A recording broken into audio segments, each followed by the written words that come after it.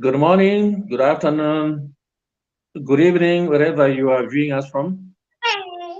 This is Mapanza Nkwilimba of TV Bakwetu, bringing you a weekly program which is dubbed Hearing from the Constituencies.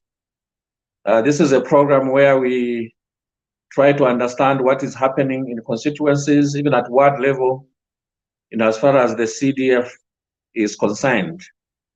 Tonight, we have the honor of having a guest who is not new to TV Bakwetu. I remember the first time we had her was when she was campaigning in Mwandi constituency. So she's the current member of parliament for Mwandi constituency in Western Province, Honorable Sibeso Sefulo Kakoma. Welcome, Honorable. Unmute yourself.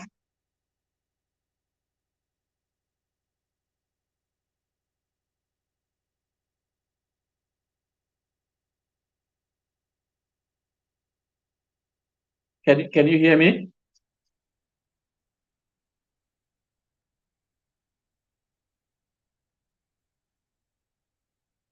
Yeah, I don't know where we have.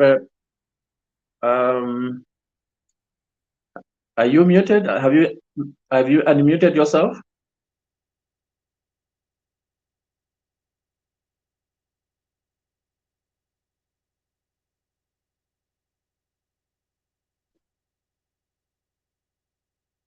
Oh, we seem to have a challenge with sound. I cannot hear her. Yeah, she's unmuted, but I think she's lost sound. Oh.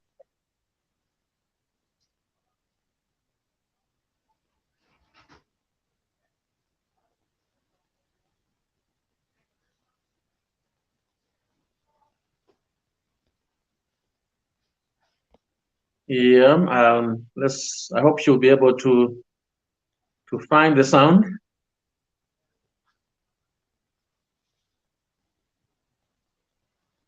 You know, connection seems to be okay, so I wonder what's happening with the sound.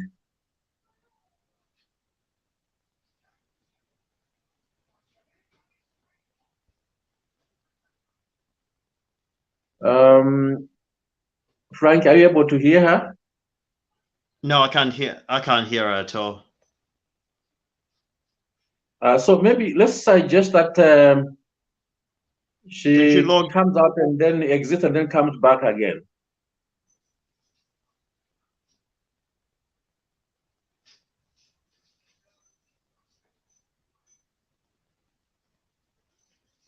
Honorable Sibeso, if you could hear us, if you can just log out and then come back on again.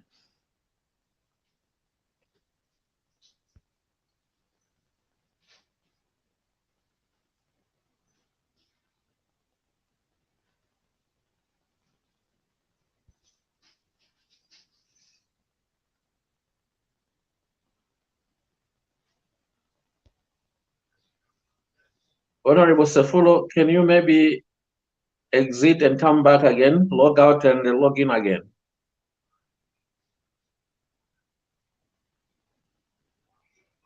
Ooh.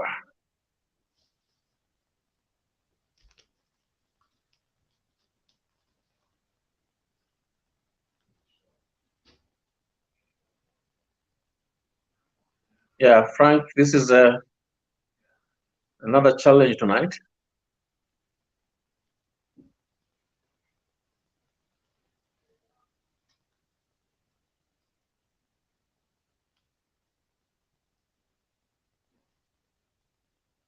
Yeah, because I can't even see, because usually there's a small picture there to say the person is logged on. I can't even see.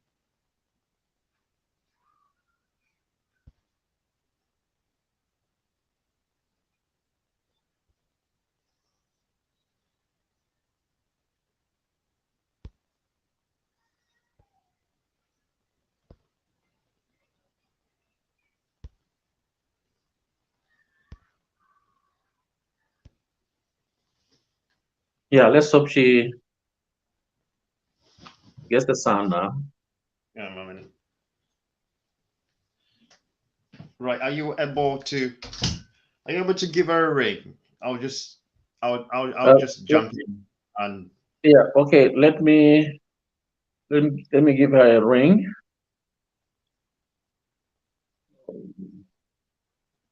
Yeah, but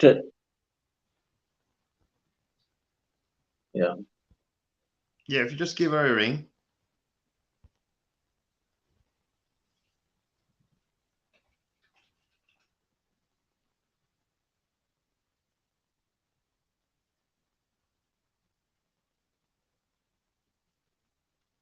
If you just give her a ring. So for our viewers, we're supposed to have the MP for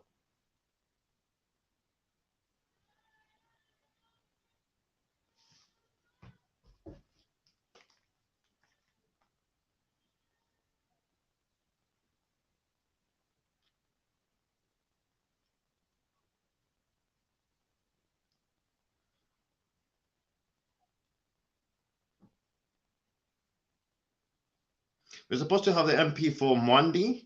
We were connected and everything was well connected, but we seem to have lost we seem to have lost the signal. Mr. Nkwilimba, who's the host of the show, is just going to phone her to find out what our connections are like, where she is at the moment. So if you're joining us on a Saturday for the first time, this is Mr. Nkwilimba's show, hearing from the constituencies, and it's all about the discussion is all about CDF. As we all know, the CDF, the amount of money that is allocated to CDF was put up to 25.6 million pound, and this is an opportunity that we get to discuss the CDF. Right, our honorable is back. Can you hear me? Yes, I can hear you. Oh, great, and I can hear you, and I can hear you. So that is okay. even That's better. great. That's great. That's great. It's even better. Right. Over to you, Nkwilimba. I can hear at the moment. Oh, lovely. I can hear us also. Honorable, can you hear me? Yes, I can hear you loud and clear. Oh, lovely. So sorry about that. I No, was no, just it's okay. I may apologize. yeah. So I was just introducing the program. I was saying, this is a weekly program where we hear from the constituencies, and tonight we have the honor of hosting Honorable Sibeso Sefulo Kakoma, who is a member of parliament for Mwandi. And this is not her first time appearing on TV, Bakwetu. I remember that she appeared here when she was busy campaigning in Mwandi. Honorable, how are you? I'm great, thank you. How are you? It's cool to be back on I'm fine, thank Bakwetu. you. Thank you, thank you. How is the tour going? Currently, I'm not. I'm not in Mwandi. I'm still doing parliamentary work. So I vice chair the Committee on National Economy, Trade and Labor Matters, and we are doing our tours. So I'll be back in the constituents this coming week, as soon as we are done with parliamentary work. Yeah, that's great. Yeah, so I think let's get into business. I know you before you became honorable, Yes. you were just Sibeso Sefulo Kakoma. Yes. Yeah. So before we find out about who the Honorable Sefulo Kakoma is, who is Sibeso Sefulo Kakoma? So like you said, my name is Sefulo Kakoma, born and bred in Mwandi. So I was born in the early 80s, in Mwandi, just right here in Mavumbu. And I did my primary education at Mavumbu Primary School, right there in Mwandi. And then I went to Sheke Secondary School, where I did my junior high, went to Njosa Girls.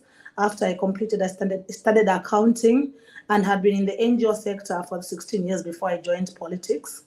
I'm a mother of 4 boys, and I've been married for the past 15 years or so. Yes, in brief. Yeah, great. Maybe try to move in the middle of your camera. You are at the edge. Oh, is that any better? No, I don't know. So just that's better. That's much better. Okay. Great. Okay. That's good. Yeah, I mean, you quickly went through to tell us about your secondary school. I thought you would go slow on that and tell us more about your growing up, as a young girl. What was life like?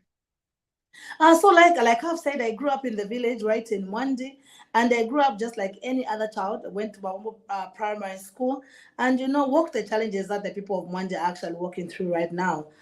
So growing up, going to school, right in Mwandi, lived like any other village girl that is growing up in Mwandi. I grew up in a village called Munimonga village, and when I go back home now, I see everyone that I grew up with. Some are still working in other parts of the country, but I mean that's home. So very, very interesting lifestyle growing up in the village, I must say. So I grew up in a village where we had access to water but no electricity, and we walked to school, and then growing up then, we used to carry our lunch in what we call a scar, like a small thing, a bowl where you cook your nshima in the evening that you're going to carry the following day. So for lunch. Yeah, so you cooked our nshima in the evening when you're cooking supper like today, then you preserve something that you're going to carry tomorrow. So that was our life growing back then. And then, you go to school in the morning, and then after lunch, you did your chores. We did some domestic work at school. So we grew up in an environment that allowed us to do manual work as well as schoolwork. So very, very interesting life in the village. That is an interesting life indeed. I mean, I can identify myself with that kind of life.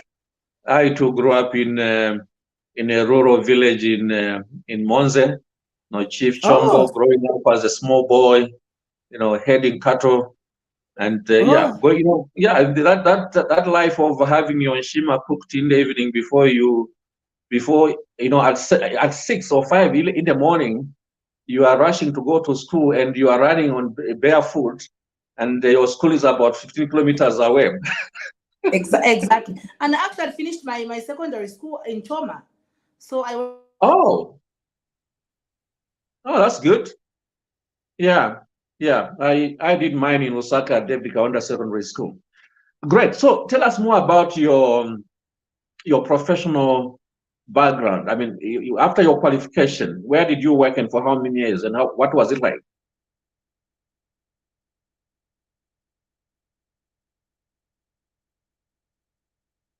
Oh, lost you again. I've lost you again. Oh, no, I can't hear you.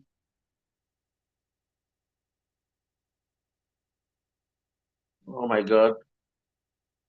Are you able to hear me?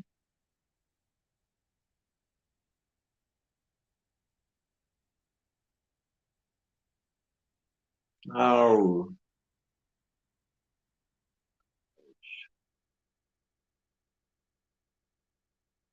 this is so sad. I mean, are you able to hear me?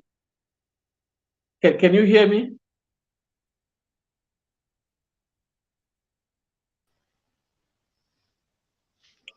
Oh Honorable, dear. can you just Frank. can you just come off and come back on?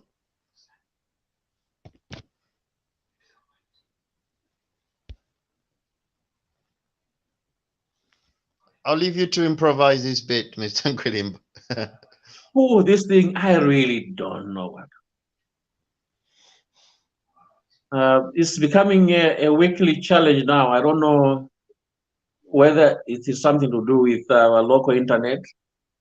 It's really a challenge to Can you do get this me now? program. Oh, I can hear you now. I can, yes. Please. Go I ahead, don't please. know. I don't know why it's cutting, but you're very, very clear with me. I can get you from beginning to end. I don't Yeah, know okay. why. I don't know why this is happening. Yeah. So, yeah. So, did you hear my last question? So can you repeat off again? My apologies. Yeah, I was saying maybe tell us more about your Oh, professional okay. background. Where did you work after qualifying, and for how long, and what was it like? Oh, okay. So when I just finished my qualification, I went and got an internship at Zesco. So that's where I worked for a little bit, and then I was also put on contract for some time. And then when I left Zesco, I got a job into the NGO sector. So I went and worked for Plan International. And then I worked for Plan International also for like a year and almost somewhat there. And then when I left Plan International, I joined Japaigo. That's where I was for almost 12 years until I joined politics. So I've been in the international NGO sector for almost 14 years or so. Yes. Oh, that's it's like I can identify with you in everything. I went for after teaching for two years. I was a secondary school teacher. After graduating from UNZA, I went to Chinsali, Kenneth Kaunda Secondary School. I taught for 2 years before I quit teaching and joined international organizations, beginning with World Vision, where I worked for more than 20 years. And then, here in Zambia, in Angola, and Liberia. And then I left World Vision and joined another international organization called Food for the Hungry. And I was country director in Mozambique.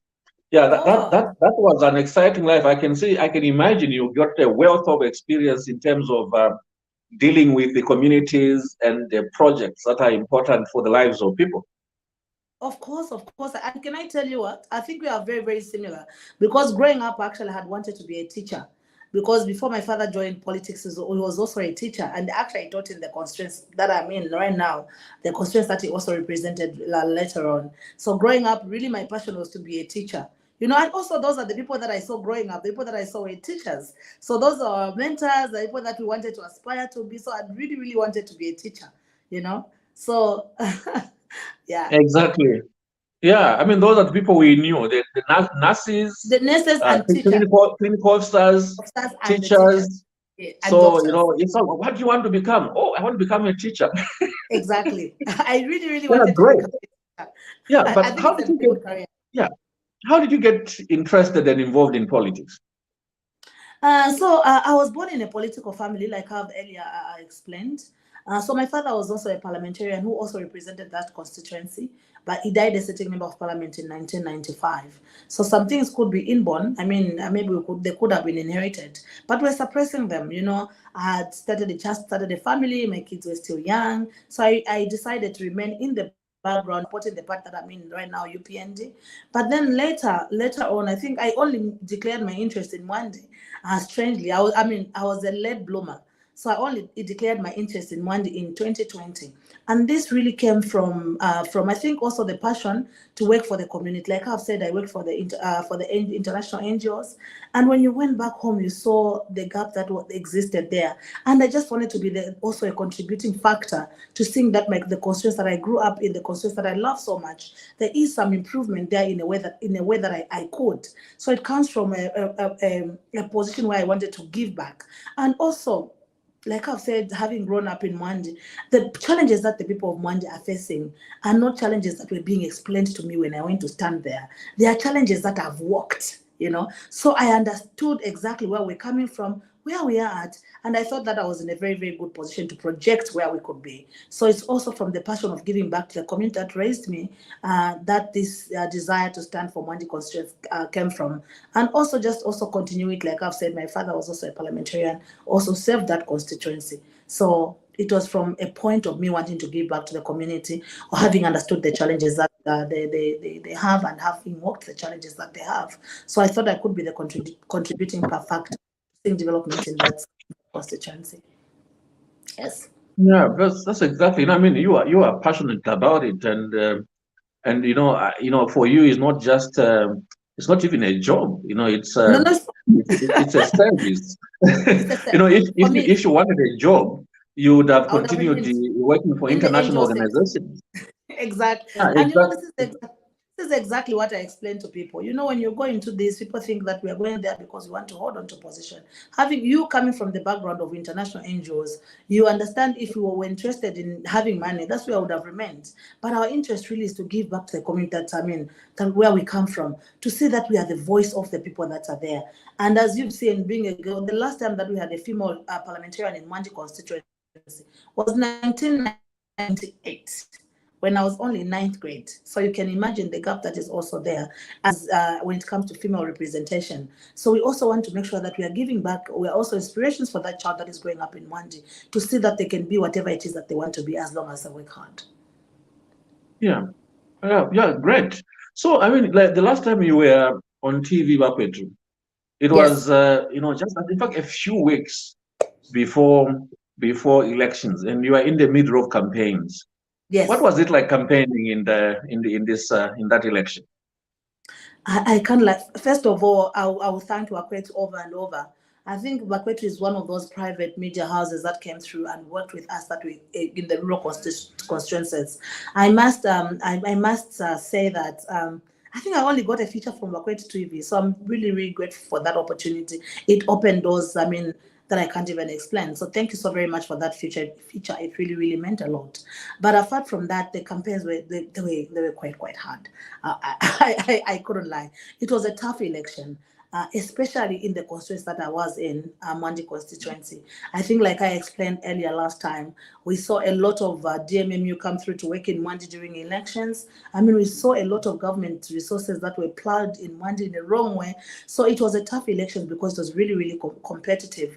And but the competition really was not based on ideas, but it was based on how much people were able to give. So so we had to go back to explain to the people, to make them realize their vote really, the value of their vote, because we're telling them, as you are voting, think of that child that is growing up in this area. You are a representation of them, not only for your children. We want free education. We want our roads. We want improvement in the health sector. So we spoke to the people, and the people understood us. We also listened to the people of Mwandi a lot to make sure that they also explained to us exactly what it is that they wanted us to do for them when we assumed office. So it was tough, but we managed to take it.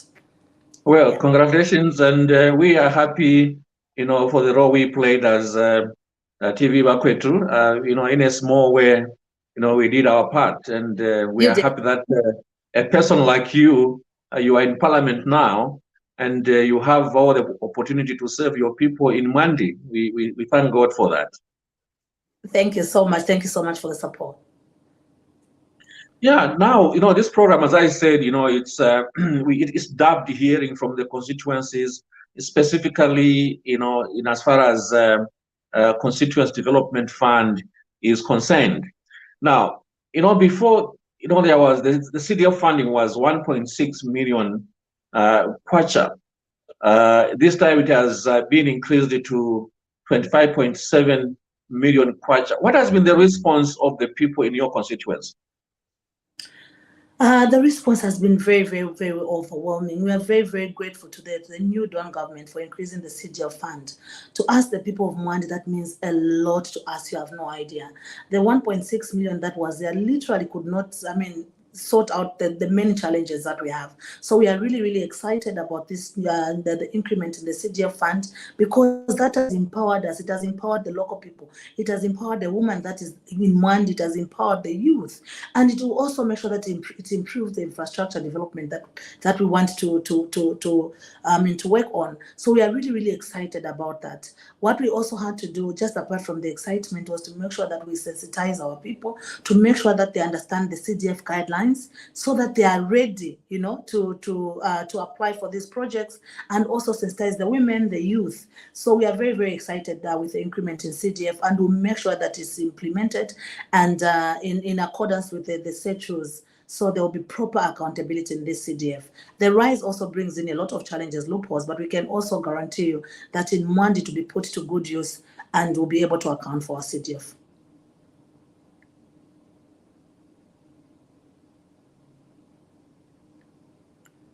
Can you get me?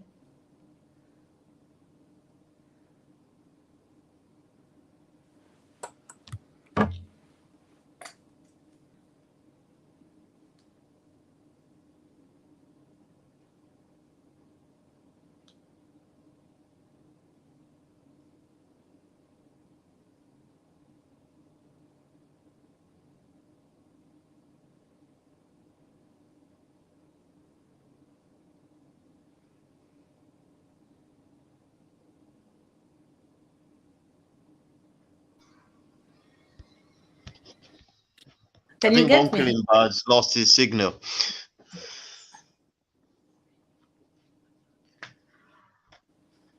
What was the question you asked? What was the question you were answering then? I was answering the question in regards to CDF. You saw the increment from the 1.6 to the 25.7 million, and what that means for the people of Mwandi. So that's where we are at. So I was just explaining our excitement. One moment, he's coming back. He's back. Okay. Oh, but I lost you. I think I had a challenge with my internet here. Welcome back. Thank you. So yeah, where did I leave you? So we're talking about the increment in CDF and what it means for the people of Mwandi. So I was just explaining the increment in CDF really, really means a lot to us. We are very, very grateful to the new Dawn government for this, for the increment from the initial 1.6 to the 25.7 million. You can see the huge gap. For us in the rural constituencies, that means a lot to us. Like I've explained, there's a lot of infrastructure development that we have to do in our constituencies. There's also a lot of empowerment that we have to do to empower the ladies and the youths. So we are very, very excited about this, and we'll make sure that the CDF is implemented in accordance to the guidelines, and there will be proper accountability to make sure that it works for its intended purpose. Have we lost him again? I think we lost him again. It's a thing that sometimes just happens. And for me, what I've always been interested in it, Honorable MP, is when it comes to young people, how are you ensuring that the young people of Mwandi are going to have access to the CDF, and they're going to have the right people who are going to give them the right advice to get their hands on those funds? Okay, thanks. That's a very, very good question. And that was actually our starting point. What we did even before we allowed people to apply for this CDF, we had the sensitization talks where we went to with all the different words to make sure that our people understand what CDF is and what its intended purpose is. Like how we've said, this is an empowerment fund, especially for the youths and the women. What we want to do is to empower women to make sure that there has to be continuity. So when we empower women, we don't have a situation where we empowered someone to do something and in 3 months that money is gone. What we want to do is when we empower that group of women, they should be able to create employment just within Mwandi. For example, there's so much that we can do. We're talking as women and the youths. There's a lot of opportunities that exist in CGF. For example, we can do gardening projects, we can do planting projects. All those projects are available. And right now with the CGF and the guidelines, we want to make sure that we procure everything that we want within Mwandi. We can empower women to make sure that they are the ones that are tailoring uniforms. The youth, there's welding. We want desks in Mwandi. We're talking about how rich we are. I think I spoke about this even last time. We have the wood, but now within CGF, we also have skill development. What does that do? Today, when we want desks in Mwandi, we don't want a situation where we are going to buy desks in another constituency. But what we are doing is that we are empowering our youth to make sure that we give them the necessary skills. When we give them the necessary skills, they'll be able to make sure that they also just utilize. When we want to order desks, they should be able to make desks for us. So coming back to your question, the first thing that we did is to make sure that we sensitize our youths to make sure that their projects are viable. We don't want bubblegum projects where we start a project today, tomorrow it's done. We want projects that will have longevity, the projects that will live in the next cycle, so that when we are doing this, when we empower a youth, for example, we empower them in some skills, they should be able to also empower or employ other youths, therefore creating wealth and employment within the same constituency. So in short, we want this 25 million at all costs per year to remain within the people of Mwandi. So that's why we've made sure that we've introduced also skills, but we've also done sensitization talks. We are also employing people, we are employing expertise from Lusaka. When these projects come, when you kickstart projects, through the Ministry of Sports and Youth as well, we want to make sure that we are able to tap into the expertise that they have to make sure that they can do talks with the youths in Mwandi, so that our projects have a proper lifespan. Thank you very much for that, Honourable. Over to you, Nkwilimba. You are doing a fantastic job, Frank. Thank you, Frank, for your intervention there. Yeah, it's good. You went ahead of the questions I was going to ask later, but that's okay. Now, Honourable, I can see that a lot of groundwork has already been done. Yeah. What was it like, creating that foundation of?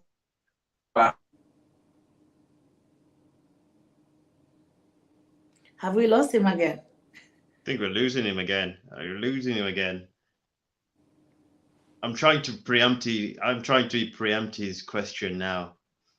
Okay.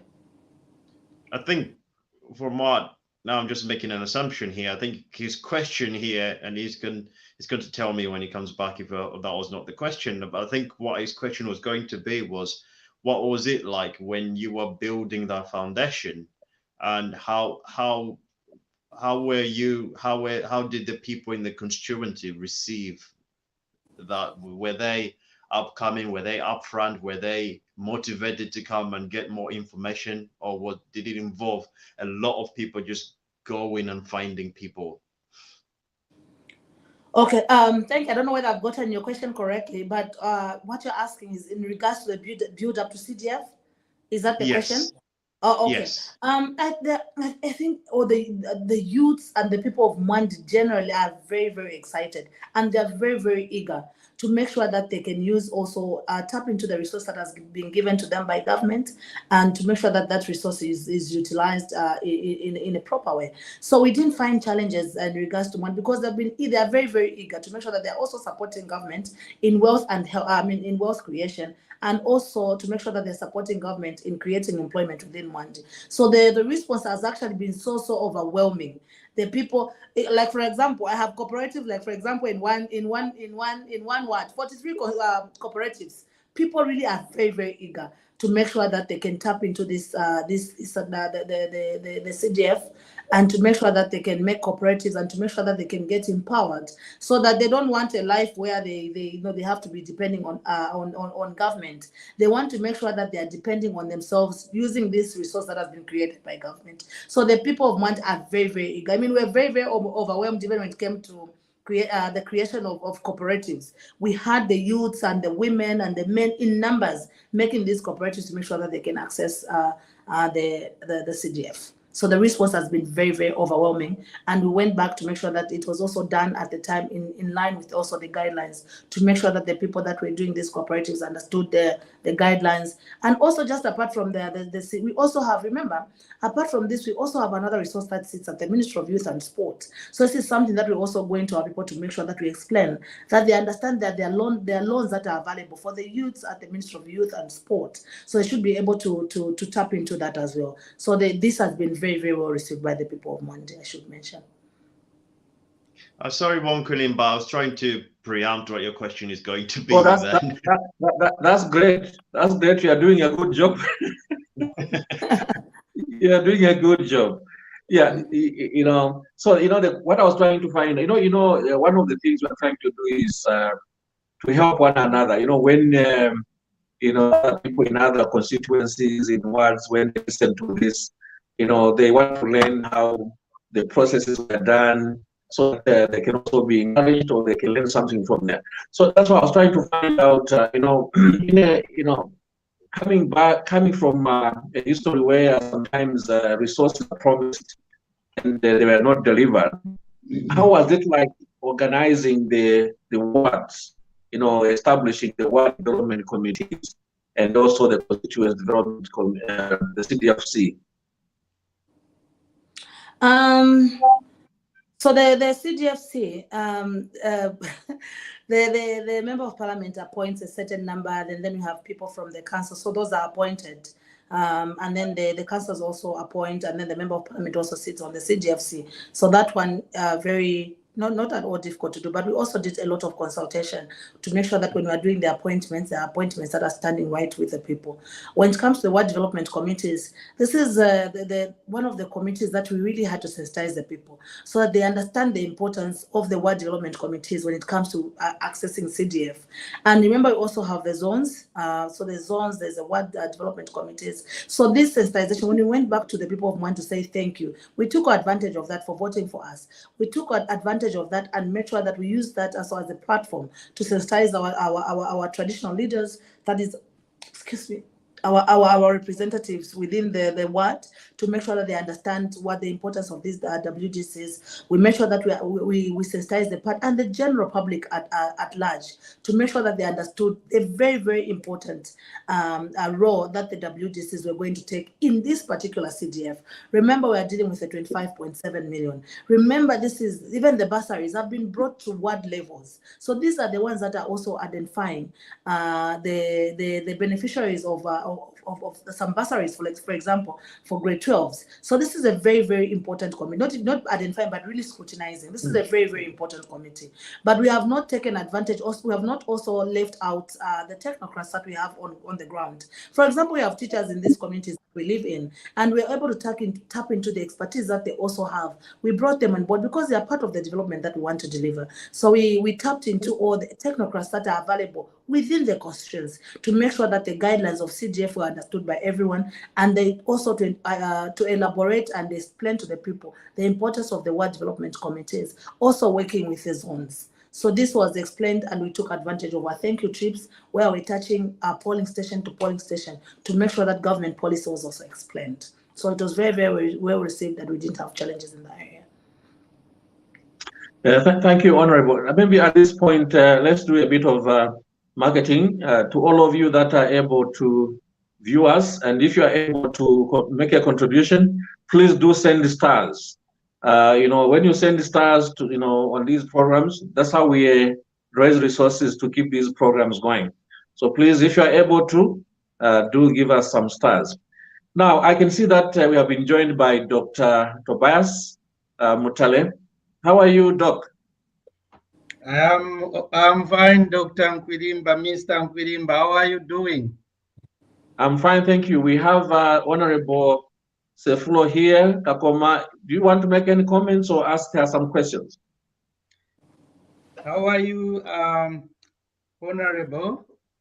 I'm fine, Dr. Mutale. How are you? I'm very fine, thank you. I must just say that you are doing a commendable job. Thank you so much. We would like to encourage you to go forward. Thank you so very much. Yeah. continue the good work that you are doing.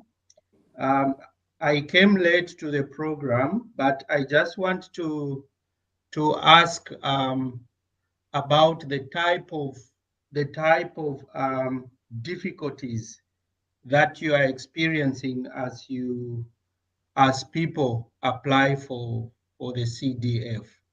What are the type of difficulties that you are facing?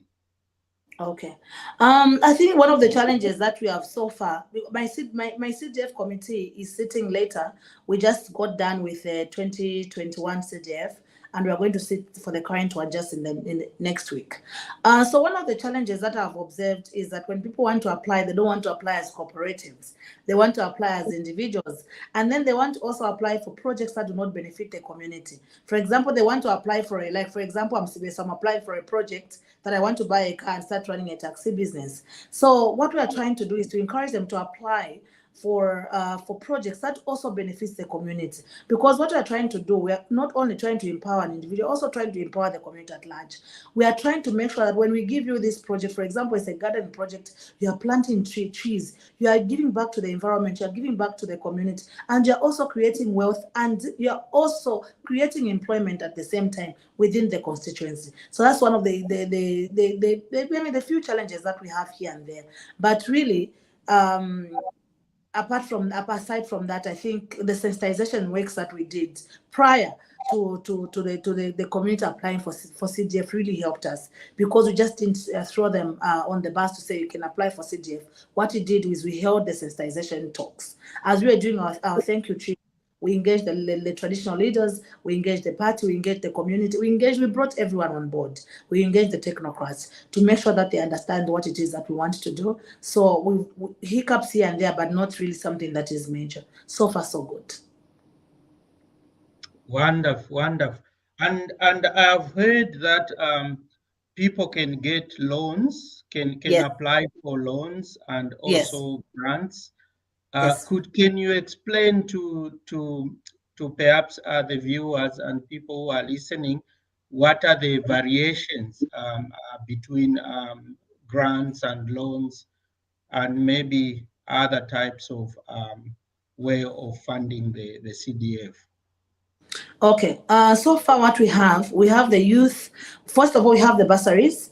That is the one that we're using. I can proudly say, coming from a rural constituency that I represent today, when I walk back in Mwandi, when I look at those children that grew up the same way that I grew up, I can really see light at the end of the tunnel. Why am I saying so? These children are not only given free education, the ones that are in secondary school, government has provided bursaries that they're able to take their children to school. So today, when I go back to Mwandi and look at children growing up there, I can see a Dr. Mtale in them. So that is the first score. So the bursaries that are currently available, really, from grade 1 to grade 12, free education, we have bursaries that are supporting, and then we have also the skills development. Really, today when I go back to my constituents, I see the potential that these children have enabled by the free education and the bursaries that has been given by the new Don government, because the vision has to be supported also. So the vision that they have today is supported by the free education and the bursaries. So the first is the bursaries that we are giving to our school-going children, and also the skills development. I was just explaining earlier, one of the things that I realized, for example, in my constituents, we have the resource. We are very, very rich in timber. We have the rosewood. But when you go to Mwandi today, you realize that children still sit on the floor. They don't have access to desks. But then we have this resource. Where has been the challenge? The challenge has been that we've been failing to create the skills within our people to make sure that even those ones that are just within the village, there's something that they can do with their hands. Apart from just, we can investing in agriculture, we're investing in welding, we're investing in anything that you can think of to improve the skills base in Mwandi. Talk of construction. We'll be doing a lot of construction in regards to this CDF to improve our infrastructure. And today, I can happily say, as we are doing all this, I can look left and right and I'll see a plan, I'll see a builder that has been built by the same government to make sure that they can also access CGF as builders. So we are not only giving them the school, it's the skill. We are also providing an opportunity for them to access jobs within the same constituency. So that is also another score. We have the skills development, we have the bursaries, and then we have the youth and the women empowerment, the ones that we've gone back to sensitize them to do cooperatives, to make sure that they work together, create these cooperatives. And when we spoke about sensitization, one of the things that we really emphasize is that when we give these cooperatives these monies, we do not want them to misappropriate the money or misuse the money. What we want them for them to have the passion for a project that they've applied for, to make sure that there's longevity and there's also employment creation within the same constituency. A lot that we can tap in. So I've spoken about that. And then we also have infrastructure development, which is for the skills, the youth and women. We have a 5 million. We have a 5 million for bursaries, and we have a 13.8 for 15.8. I mean for infrastructure development. So we are really excited. We are very busy. There's a lot that we are doing, but looking at a constraints like mine that has lagged behind, it will be swallowed even before you know it. But we are excited that today when we go back, we'll make sure that there is no child who walks for 15, 20 kilometers for them to be able to access a school. That will be a thing of the past. We'll make sure that there's no child that has to walk for 3-4 kilometers to be able to access a cup of water to drink. That will be a thing of the past. So we are excited to make sure that this will improve the well-being of the people in Mwandi. Wow, this is wonderful work. We are also excited, even though we haven't seen the work that is happening there, but we believe and trust that you are doing a wonderful job on the ground there, and we will certainly continue to support you through such talks in terms of also following up and to make sure that the work is going on the ground. Now tell me, for those who are getting loans, it means they have to pay back in one way or another. But they have to pay back. Yes, what are the measures that you are putting in place to make sure that people do pay back this money? Okay, that's a very good question. What we are currently doing, there is actually, sorry, I will not be able to dwell on that a lot because there's also a lot of consultation that are still going on currently in regards to loan applications. So definitely they'll have to pay back when those loans are done. But I mean, you agree with me, Dr. Mutale, that you and me at some point will access loans to be able to pay back. We've gotten loans to invest in our businesses and we are paying back. And what we want to do is to create the revolving funds. And at this stage that we are at is to separate the CGF money from the revolving fund, where we make sure that we monitor our loan money and we do not combine the two, the CGF fund and the revolving fund. So that's exactly what you're trying to do. But in the background, there's a lot of consultations that are still currently going on.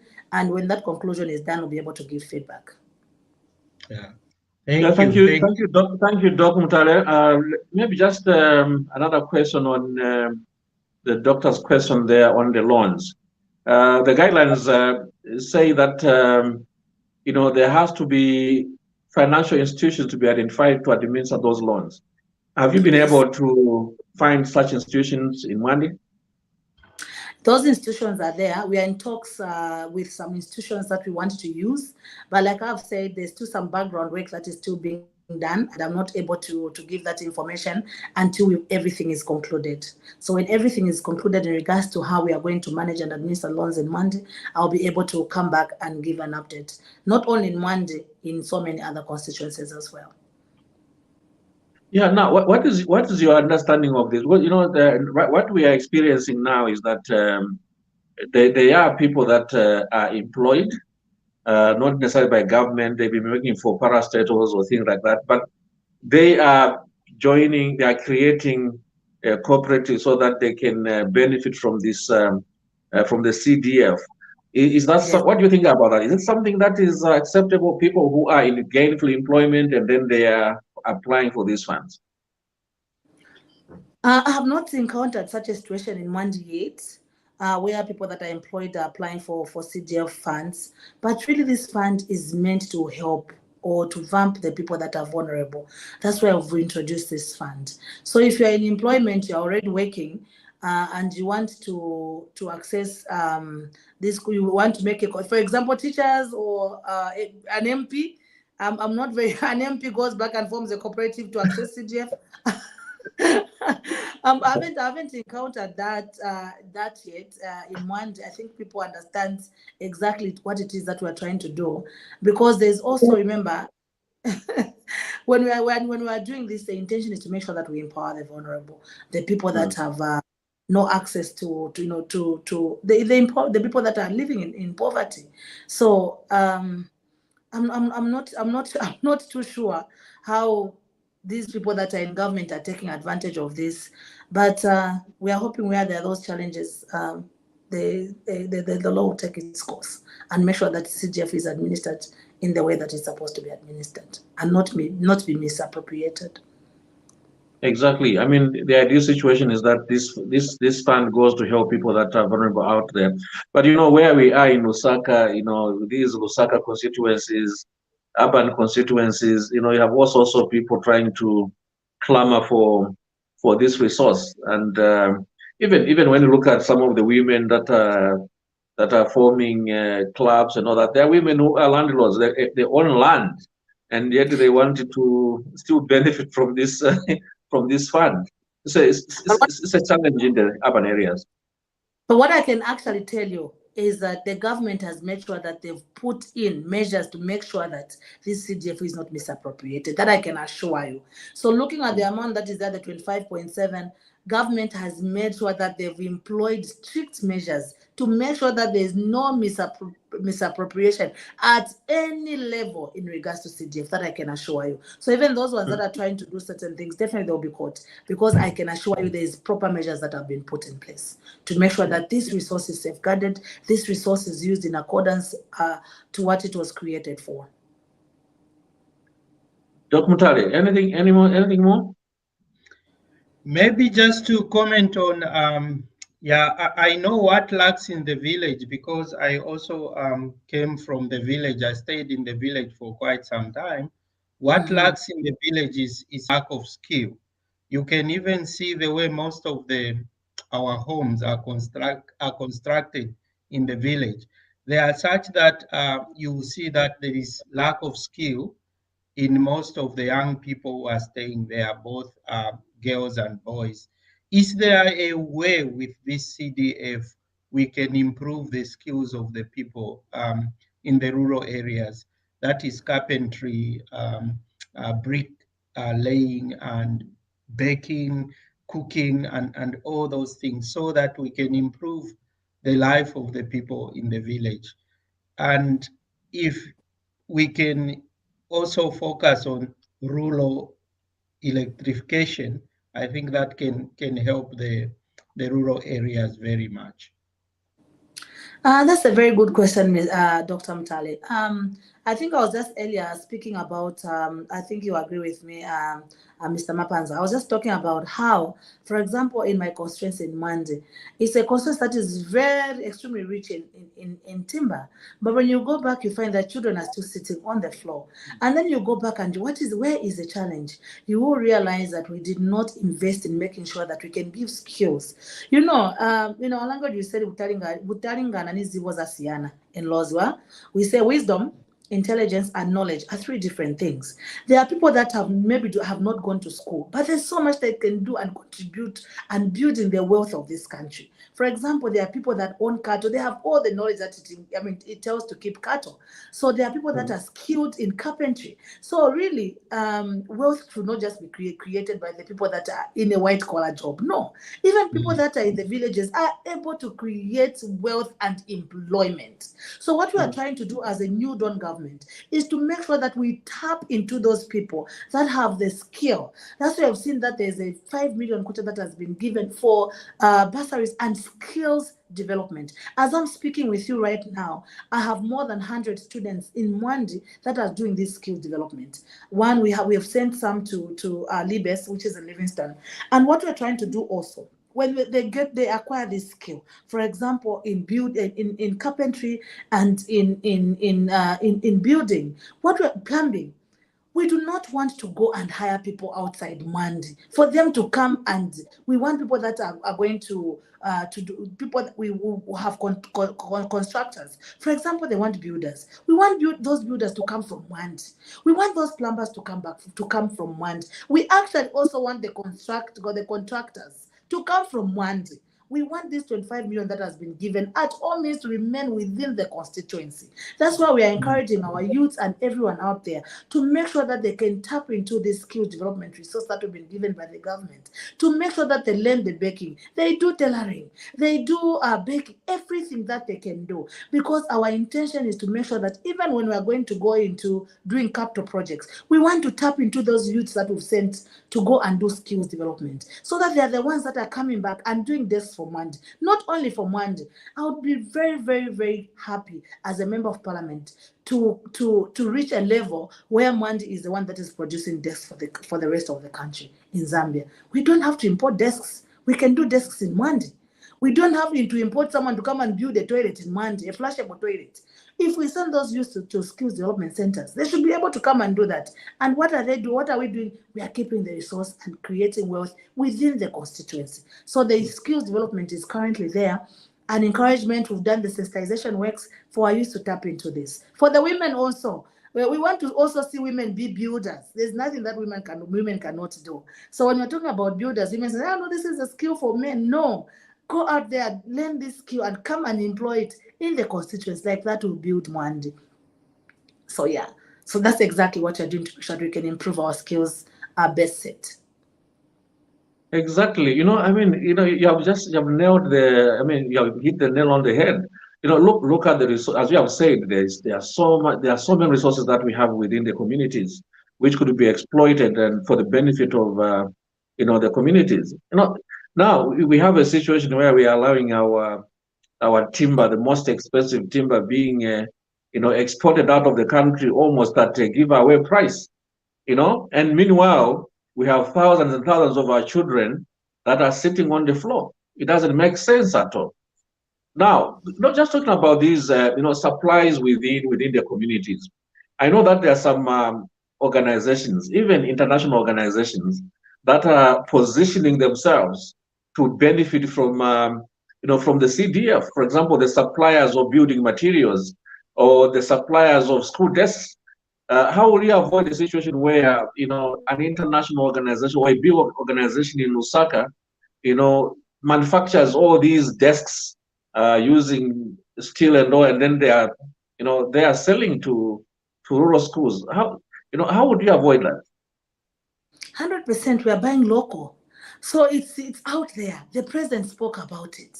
He said every constituency has a 25.7 million, right? Every constituency in Zambia. So, it would be sad. I'll be a very sad member of parliament for me to be able to export anything outside Mwandi. What my dream will be is to make sure that we empower and capacitate our people to make sure that they are able to handle even the capital projects that we have in Mwandi. Like I've said, they have timber. I have the skill. Where should I go and import desks from an international company elsewhere? I should actually have the best desks in the country, because I have rosewood, what we call in our local language Munzauri, one of the most expensive timber that we have. So it will make a very, very sad reading for me to be able to go and buy desks. What I'm expecting is, because I have the material also that is needed to make desks within Mwandi, is for other people to come and buy desks in Mwandi, because maybe they don't have the timber, but they have the timber, have the skill. This is exactly what you're trying to do, to build that skills base, to make sure that these youths and all the men, that all those, they should be able to tap into CDF, so the money remains and we create employment. People think that money is only made when you're in an office. That's not true. You are able to make money even in the village where you are at, by doing all these things that we are talking about. I saw, for example, there's another one of the desks that I was looking up that is being done in another constituency. That's something that we're able to do in Mwandi. We should actually be exporting this, to be frank. Like, for example, in Mwandi, we should be the ones to supply this to the rest of the country, because we have the we also have the resource. So that we have spoken about it, it's local. Everything that we are going to do in Mwandi, we are buying local. So unless otherwise, and there should be a clear explanation where we are deviating from that, unless in an instant where we have tried and we have failed. Otherwise, everything else we are getting local.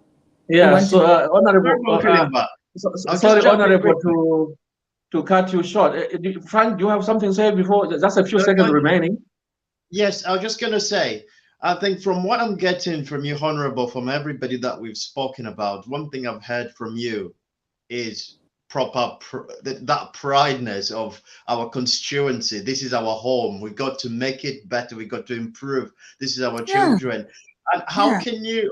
I think that is something that is really needed to make people know this is ours and this is what we can, and this is what we can do with our constituencies. And for the people that are struggling, especially people, surprisingly, it's the constituencies in the Copper Belts and the Lusakas. What sort of advice can you give the members of parliament and also the constituency development teams in those areas? First of all, I need to understand what the struggle is for me to be able to make sure that I direct my advice.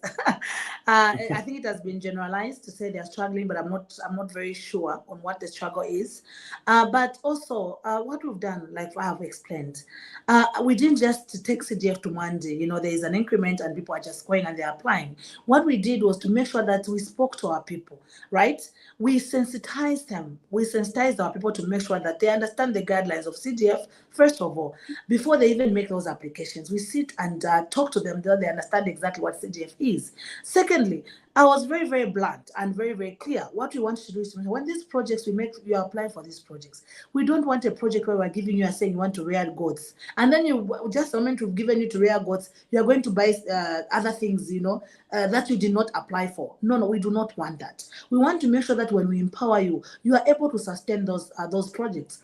One of the things that we also do is we'll monitor. In the CDF that we have right now, we'll have a proper monitoring team that will make sure that we'll work with you on milestones. You will say do rear goats or these projects that involve you to fund them, like for example fish, rearing of fish, or fish farming. So when you talk about fish farming, it comes in stages. One of the things that will happen then is that you are giving someone the lump sum money, and before you know it, they've misappropriated and there's no fish. The fish pond is empty. So what we would want also to do is for those projects that have a longer lifespan, we work on them in milestone. You achieve this milestone that you've said that this fish pond is done and that we've given you the fingerings. We'll be giving you just like that every milestone that you achieve. We are also properly monitoring those projects. We'll not give you the lump sum of money. Go and do this. You go. But monitoring and evaluation is also very, very, very, very cardinal in these projects that we're doing. So we'll have the CDFC, very, very important. We'll make sure that we monitor these projects. The CDFC committee will be on the ground and there'll be a vehicle that is dedicated to the CDFC committee to make sure that they monitor these projects. So we don't want to fail. We want to succeed, and we're not succeeding for ourselves. We are succeeding for our children's children. So we have to make sure that when our children are coming, they are inheriting that it is that we've plowed now. They don't have to start from scratch. Yeah. Frank, I know we have gone beyond an hour. I don't know how much more time you can allow us to. How many more minutes, Frank? You've got another 3 minutes, Nkwilimba. Okay. So with those 3 minutes we have, I'll just go back to Dr. Mtale and see if he has any more questions or comments to make. Look, I think I'm satisfied with the answers that the Honorable has given. Just to say thank you so much. It's also an issue of gender that I'm so much happy about. We need more women like yourself. Thank you.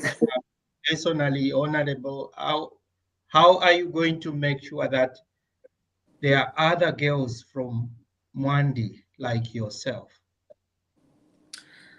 First of all, these talks that we're also having with Mwandi, I'm being honest with them. I didn't jump from Mwandi to be where I am today. There's hard work that is involved in the process. That's why we're encouraging our children to make sure that they employ hard work. It doesn't happen magically. There's a lot of work that is involved. I'm also very, very passionate, like I'm saying about girl children. I'm also very passionately involved in the in the comprehensive sexual education, because sadly, Western Province also has a high number of teenage pregnancies. Sadly. And this is also another thing that we have to work on to make sure that we keep those girls in school. This free education, bringing the schools closer to them, I'm hoping is one of the vices that we're going to use to make sure that children are kept in school. But I'm also having, you should see me when I'm in Mwandi. One of these days, come to Mwandi and see how we interact with our people. You will see that I'm just, I'm in my mukule or cotton, or plaited cotton, and we're having honest talks to make sure that girls understand that in this doesn't happen magically. They also have to employ hard work. And I'm very, very certain that it will not end with me. We'll see a lot of other girls that will come on board, and not only in Mwandi, actually the country at large. We want to see a lot of women that are also in influential positions. I think it's happening. The president also has spoken, is very, very passionate about that as well, to make sure that women are encouraged to rise. So, and you also heard actually when I addressed Parliament last time, he also actually spoke very, very passionately about stringent laws that are going to be introduced in regards to people that are marrying children at an early age. So that is a plus for us to make sure the children are kept in school, and we are doing the education with them, and we are also encouraging them. We are also working them. We are also working them for them to realize we started just like them. We did not jump from. We are very, very. I'm very, very proud of where I've come from, and I don't hide where I've come from. I'm making sure that they understand that I started like them, and I don't want them to reach my level. I want them to surpass my level, and hoping that in future we'll have people that are more than I am, because they have the resource that are employed by government to make sure that they can achieve. So I'm hoping that Mwandi produces actually more than what Sibeso is. The president from Mwandi. You want a president? No, Nick, and doctors. We want doctors. No, not just politics, but you also want doctors. Right now, I see doctors. I see IT professionals. I see everything when I walk in Mwandi. I see so much potential, not only in all the political things, but also academically, and also they're the best builders in Mwandi, best people that are making desks, best welders in every aspect. Yes. Nick, sorry, I've come at the tail end of the program. I'll just give you 1 minute. We have already gone an hour, past an hour. Nick, just 1 minute. Thank you so much, Nkwilimba, and thank you, Honorable Kakoma. Such fantastic work that you are doing. Just to encourage you, keep it up. Representing the people of Mwandi. We love what you are doing. Yeah, we love what you're doing. And I think wishing you all the best. Thank you. Thank you so very much, Mr. Nick. We promise that we will not disappoint the women. We'll work hard to make sure that we represent them well. I would like to thank you, Honorable Sefulo Kakoma. I would like to thank you, very much for making it possible to appear on this program. Know that we are proud of you. We are proud of you as a woman of vision, a woman of valor. You are doing a great job, and would like to bring more women on this program. If you know of your friends, fellow MPs that want to appear on this program, please do let them know that we are available. This program is every Saturday from 20 hours. So thank you so much for appearing. We appreciate you, and may God bless you. To the rest of our viewers, this is all we had for you for tonight. We have this brilliant lady doing fantastic job as Member of Parliament in Mwandi. So for now, I'll say bye, and we'll see you next week on Saturday again. Please do remain in the background a bit after the program ends so that we can chat a bit more. Goodbye for now. Mapanza, and thank you to the people of Mwandi.